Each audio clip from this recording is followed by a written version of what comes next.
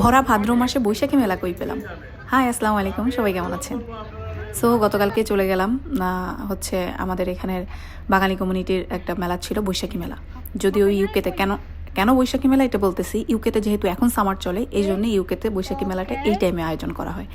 So আমাদের যে বাঙালি community আছে বার্মিংহামের, ওরা এটা আয়োজন করছে এবং এটা ভালোই, মানে অনেক স্টল, অনেক মানে মোটামুটি মানে এত বাঙালি, এত মিলন মেলা, এত মানে মেলা ছাড়া এইসব দেখা যায় না।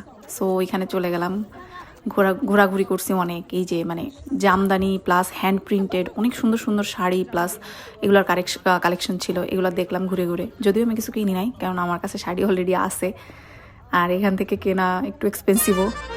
এরপরে এখানে এই যে ফোক সং হচ্ছিল, গাচ্ছিল এরা, ভালোই মানে পুরাই মানে রোদ টোদ পুরা মানে বৈশাখ মাসে, যেহেতু এখানে ইউকেতে এখন সামার, এই জন্য সেটার ফিলিং আসতেছিল।